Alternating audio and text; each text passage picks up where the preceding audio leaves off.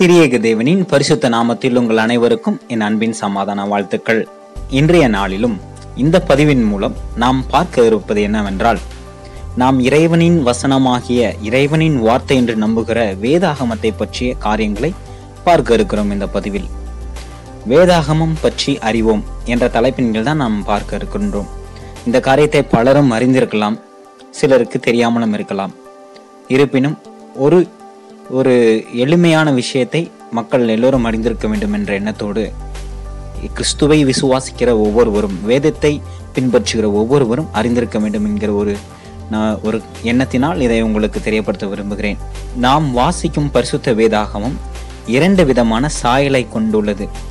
புரியும்படி சொல்ல வேண்டும் என்றால், திருவிவிலியம் என்றும் பரிசுத்த வேதாகமம் என்றும் 2 சாயல் கொண்டது. திருவிவிலியம் என்கிற சாயல் ரோமன் கத்தோலிக்க சபையினரால் பயன்படுத்தப்பட்டு வருகிறது. பரிசுத்த வேதாகமம் என்ற சாயல் புராட்டஸ்டன்ட் அண்ட் பெண்டெகாஸ்டல் கிறிஸ்தவர்களால் பயன்படுத்தப்பட்டு வருகிறது. திருவிவிலியம் 73 புத்தகங்களை கொண்டுள்ளது. பழைய ஏற்பாட்டில் 46 புத்தகங்களும் புதிய ஏற்பாட்டில் 27 புத்தகங்களும் கொண்டுள்ளது. பரிசுத்த வேதாகமம் புராட்டஸ்டன்ட் கிறிஸ்டியன்ஸ்னால பயன்படுத்தப்படுகிற பரிசுத்த வேதாகமம் 66 புத்தகங்களை கொண்டுள்ளது. பழைய ஏற்பாட்டில் 39, புதிய ஏற்பாட்டில் 27. திருவிவிலியம் 7 புத்தகங்களை அதிகமாக கொண்டுள்ளது. இந்த 7 புத்தகங்களையும் ரோமன் கத்தோலிக்க சபையினர் இணைப்பு புத்தகம் என்று இணைப்பு புத்தகங்கள் என்று அழைப்பர். புராட்டஸ்டன்ட் சபையினர் இதை தள்ளுபடி ஆகமங்கள் என்று சொல்வார்கள். அதனால்தான் அந்த 7 புத்தகங்களை அவர்கள் தள்ளுபடி செய்ததனால் அதை தள்ளுபடி ஆகமம் என்று அவர்கள் சொல்லுவார்கள். இன்று நாம் பழைய ஏற்பாட்டின் பெயர்கள் இவ்விரண்டு புத்தகங்களிலும் எவ்வாறு வழங்கப்பட்டிருக்கிறது என்று பார்ப்போம். திருவிவிலியம், பரிசுத்த வேதாகமம். திருவிவிலியத்தின் முதல் நூல் தொடக்க நூல் என்று அறியப்படுகிறது. அதேபோல் பரிசுத்த வேதாகமத்தின் முதல் நூல் ஆதியாகமம் என்று அழைக்கப்படுகிறது. திருவிவிலியத்தின் 2வது நூல் விடுதலை பயணம் அப்படின்னு சொல்லுவாங்க. பரிசுத்த வேதாகமத்தின் 2வது புத்தகம் யாத்திராகமம் என்று சொல்லுவார்கள். திருவிவிலியத்தின் 3வது புத்தகம் லேவியர் என்று சொல்லுவார்கள். பரிசுத்த வேதாகமத்தின் 3வது புத்தகம் லேவியர் ராகமம் என்று கொடுக்கப்பட்டுள்ளது. திருவிவிலியத்தின் 4வது புத்தகம் எண்ணிக்கை என்ற பெயரால் அழைக்கப்படுகிறது. பரிசுத்த வேதாகமத்தின் 4வது புத்தகம் எண்ணாகமம் என்ற பெயரால் அழைக்கப்படுகிறது. திருவிவிலியத்தின் 5வது நூல் இணைச்சட்டம் என்று அழைக்கப்படுகிறது. பரிசுத்த வேதாகமத்தின் 5வது நூல் உபாகமம் என்று அழைக்கப்படுகிறது. திருவிவிலியத்தின் 6வது நூல் யோசுவா என்று அழைக்கப்படுகிறது. பரிசுத்த வேதாகமத்தில் 6வது நூல் யோசுவா என்றே அழைக்கப்படுகிறது. திருவிவிலியத்தில் 7வது நூல் நீதி தலைவர்கள் என்று அழைக்கப்படுகிறது. பரிசுத்த வேதாகமத்தில் 7வது நூல் நியாயாதிபதிகள் என்று அழைக்கப்படுகிறது. திருவிவிலியத்தில் 8வது நூல் ரூத்து என்று அழைக்கப்படுகிறது. பரிசுத்த வேதாகமத்தில் 8வது நூல் ரூத் என்று அழைக்கப்படுகிறது. திருவிவிலியத்திலும் பரிசுத்த வேதாகமத்திலும் 9வது நூல் 1 சாமுவேல் என்றே அழைக்கப்படுகிறது. 10வது நூலும் 2 சாமுவேல் என்றே அழைக்கப்படுகிறது. திருவிவிலியத்தில் 11வது நூல் 1 அரசர்கள் என்று அழைக்கப்படுகிறது. பரிசுத்த வேதாகமத்தில் முதல் ராஜாக்கள் என்று அழைக்கப்படுகிறது. திருவிவிலியத்தின் 12வது நூல் 2 அரசர்கள் என்று அழைக்கப்படுகிறது.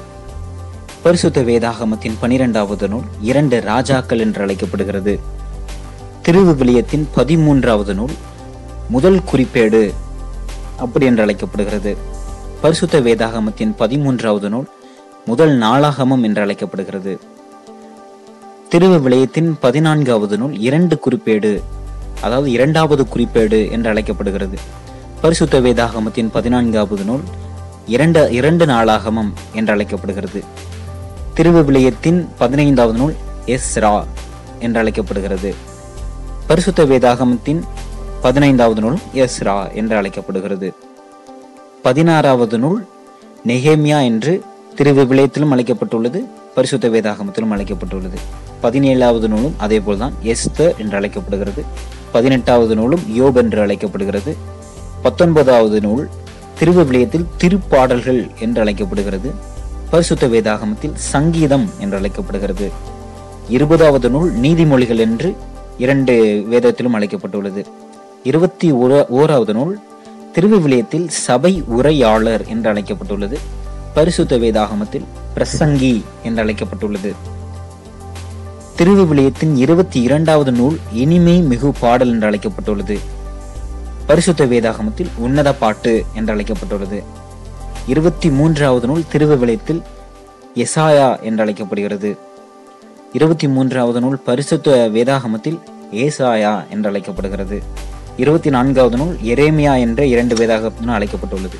25வது நூலும் புலம்பல் என்றும், 26வது நூல் எசேக்கியேல் என்றும், 27வது நூல் தானியேல் என்றும், 28வது நூல் திருவிவிலியத்தில் ஒசேயா என்றும், பரிசுத்த வேதாகமத்தில் ஓசியா என்றும் அழைக்கப்பட்டுள்ளது.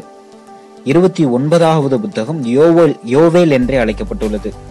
30ஆம் நூல் ஆமோஸ் என்று அழைக்கப்பட்டுள்ளது. 31 ஒபதியா, 32 யோனா, 33 திருவிவிலியத்தில் மீகா என்று அழைக்கப்படுகிறது. பரிசுத்த வேதாகமத்தில் மீகா என்று அழைக்கப்படுகிறது. 34வது நூல் நாகும். 35 திருவிவிலியத்தில் ஆபகுக்கு, பரிசுத்த வேதாகமத்தில் ஆபகுக் என்று அழைக்கப்படுகிறது. 36வது நூல் செப்பனியா என்று அழைக்கப்படுகிறது. 37 ஆகா என்றும், 38 திருவிவிலியத்தில் செக்கரியா, பரிசுத்த வேதாகமத்தில் சகரியா என்று அழைக்கப்படுகிறது. 39வது நூல் திருவிவிலியத்தில் மலாக்கி என்றும், பரிசுத்த வேதாகமத்தில் மல்கியா என்றும் அழைக்கப்படுகிறது.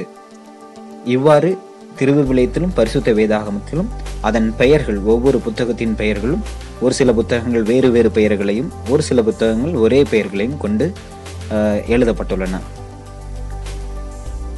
அடுத்த பதிவில் நாம் புதிய ஏற்பாட்டின் பெயர்கள் எவ்வாறு அழைக்கப்படுகிறது என்பதை நாம் காண்போம். இனி வருகின்ற நாட்களில் வேதாகமத்தை பற்றிய காரியங்களை நாம் அறிய இருக்கிறோம். கர்த்தராகிய தேவன் தாமே உங்களை ஆசீர்வதிப்பாராக. ஆமென்.